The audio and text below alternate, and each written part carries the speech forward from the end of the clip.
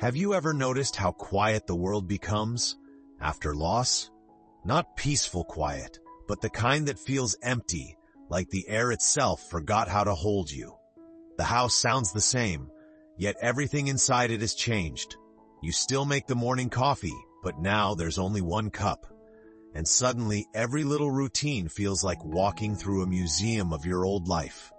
When we lose someone, a partner, a dear friend, even a part of our own health, we don't just lose a person.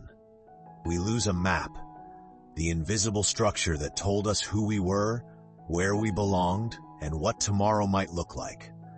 And when that map disappears, we don't just grieve, we wander. But here's the truth psychology often forgets to say.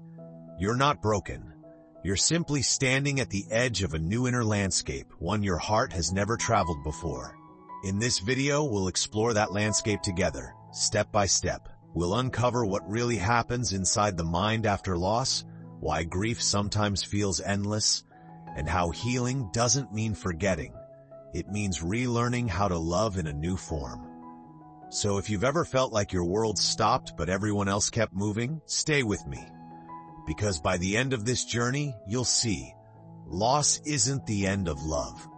It's where love begins to teach us, the moment everything changed, when loss shatters your map. Have you ever woken up one day and realized the world feels quieter? Not peaceful quiet, but the kind that hurts.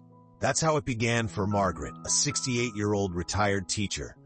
Every morning, she still makes 2 cups of coffee, one for herself and one for the man who's no longer there. She says she can't stop because for 40 years that ritual was how her day began. Now, even the sound of the coffee maker feels like an echo of love. When we lose someone, a partner, a dear friend, or even a part of our own health, it's not just the person that disappears. We lose what psychologists call our mental map. It's the invisible pattern that helps us make sense of life, who we are, where we belong, what tomorrow will look like. When that map shatters, everything familiar becomes uncertain. The routines, the plans, even the mirror. Suddenly, they all ask the same silent question, who am I now? This is why, after loss, so many seniors describe feeling lost in their own homes. It's not confusion, it's disorientation of the soul. The mind is trying to navigate a world where the coordinates of love have changed. From a psychological point of view, grief is not just sadness. It's the brain trying to redraw its entire emotional landscape. Every corner of memory becomes a landmark of pain. The empty chair, the untouched pillow, the photos you can't move but also can't look at. And yet, here's where many of us fall into the first trap. We try to move on too quickly. We tell ourselves, be strong, keep busy, don't cry too much. But healing after loss doesn't work that way. When we rush grief, we don't escape it. We just postpone it. Psychologists who study emotional recovery for seniors have found that suppressing grief often leads to deeper depression months or even years later. So instead of forcing the map to look the same, the real work is gentler. To sit with the blank spaces, to let the silence speak, to allow the heart to remember and release at its own rhythm. Because healing after loss doesn't mean forgetting. It means learning to draw a new map, one gentle step at a time. And in the next part, we'll explore what your mind and heart are really doing during grief, and why understanding this inner process can be the first step to the psychology of grief, what your mind is really doing. What if grief isn't a sign of weakness but proof that you loved deeply? Grief isn't chaos, it's a process, even if it doesn't feel like one. Psychiatrists like Elizabeth Kubler-Ross described 5 emotional stages that often appear after a loss: denial, anger, bargaining, depression, and acceptance. But here's the truth many people forget.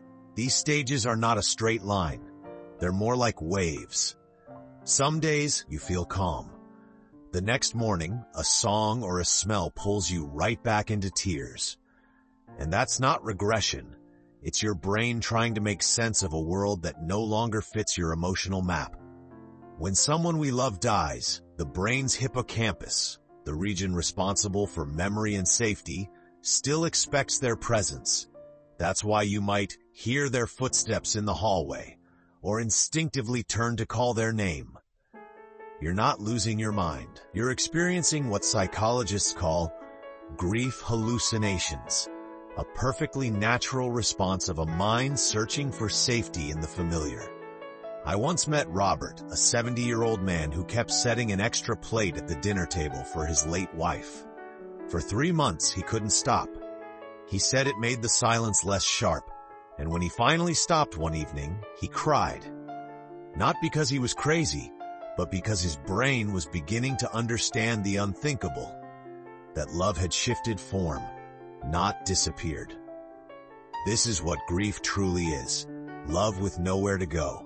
It's the same warmth, the same devotion, now looking for a place to land. And healing after loss isn't about erasing that love, it's about giving it a new destination. That could mean tending the garden your spouse once loved, writing them letters you never send, or volunteering in their memory. Each act tells your brain, love is still alive here. And over time, those new rituals slowly rewire the circuits of safety, transforming pain into connection. So the real question isn't, how do I stop grieving? It's, where will I let this love flow next? Because every time you channel grief into compassion toward yourself, others, or even a small act of kindness, you're not leaving the person behind. You're carrying their light forward, one heartbeat at a time. 3. When healing feels impossible, the hidden traps of grief. Many seniors don't stay stuck in grief because they're weak, but because they confuse pain with loyalty. After a loss, especially in later life, many people carry a secret kind of guilt, what psychologists call loyalty guilt. It's that quiet belief that if you start to smile again, travel again, or even feel moments of joy, you're somehow betraying the one you lost. Take Henry, 72 years old. For decades, he and his wife dreamed of going to Paris. But when she passed, he refused every invitation from friends and family. I can't go without her, he said. We promised we'd see it together. In his mind, staying home wasn't just grief, it was loyalty. But what he didn't realize was that his pain had become a prison made of devotion. This is one of the most hidden traps of grief. When we equate sorrow with love, we end up preserving pain instead of presence. Our sadness becomes the only thread connecting us to the past. So we hold on to it tightly, afraid that healing means letting go. But here's the paradox. The person you loved never wanted your life to stop. They wanted their love to expand through you, not end inside your grief. Psychologically, this trap is common among seniors navigating healing after loss. Many isolate themselves, telling their children, I don't want to be a burden. They try to be fine, avoiding tears, pretending strength. But suppression isn't healing. It's emotional exile.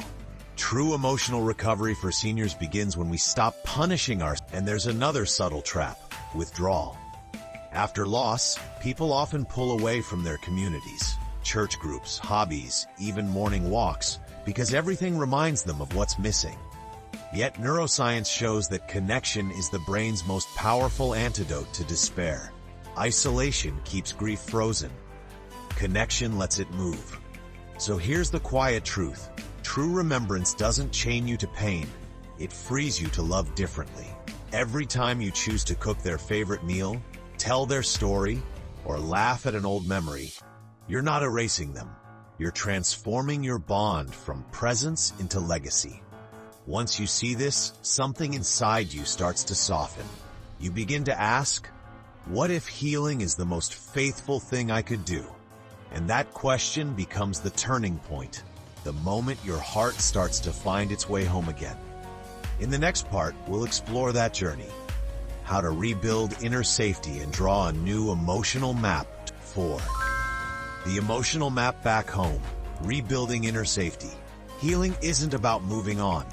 It's about moving within. When grief first hits, it feels like life has thrown you into an unfamiliar land, a place with no direction, no guide, no map.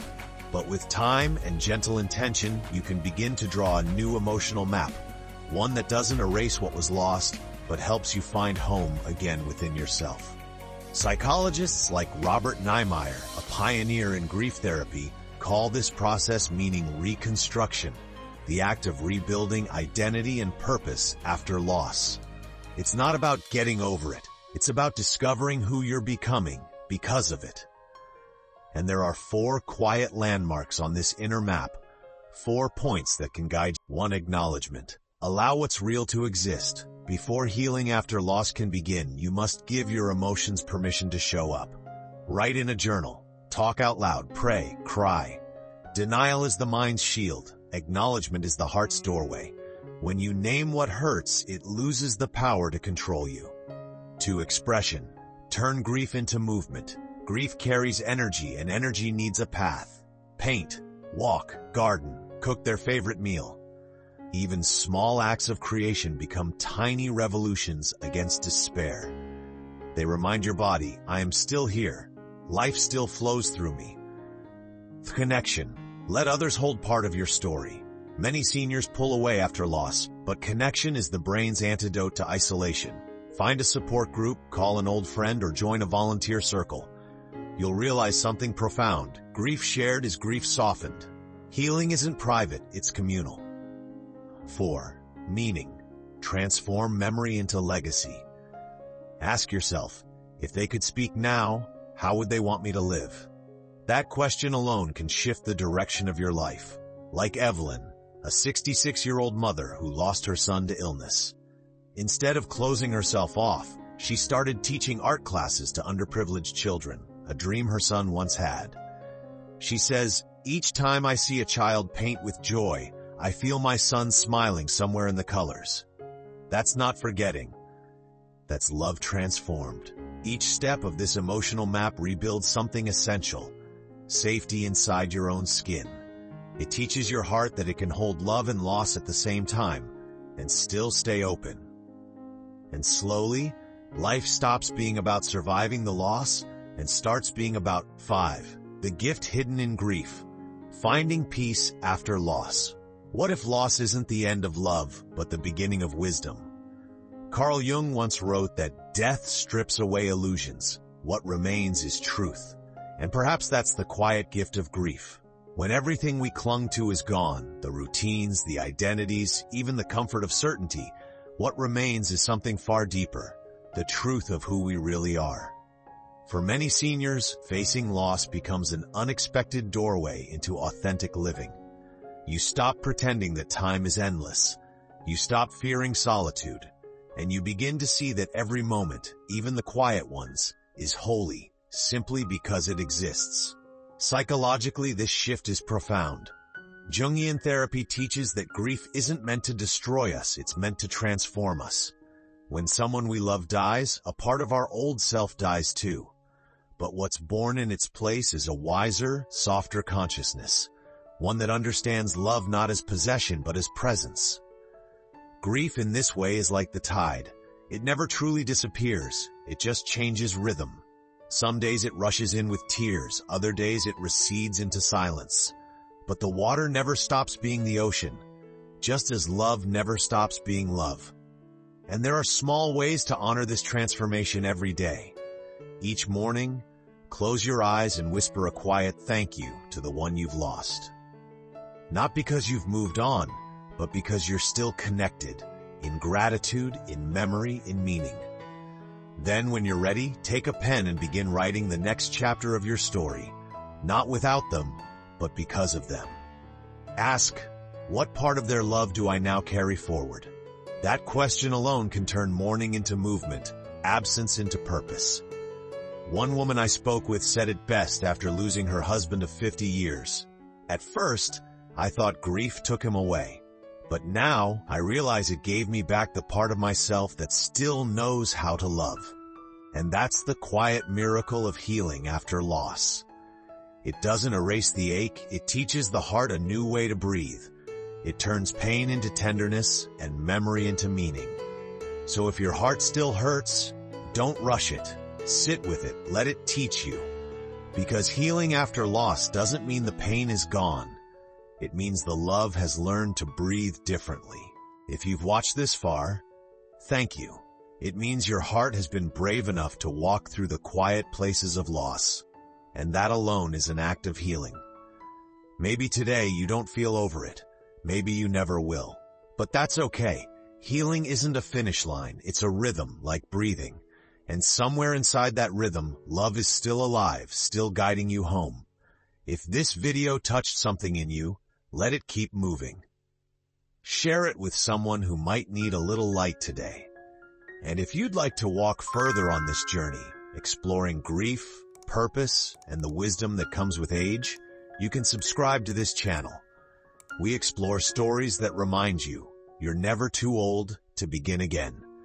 You can leave a comment below, not just to talk, but to be heard. Because sometimes healing begins when someone simply says, I understand. Until next time, take gentle care of your heart. It's already doing the most beautiful thing, learning to love through loss.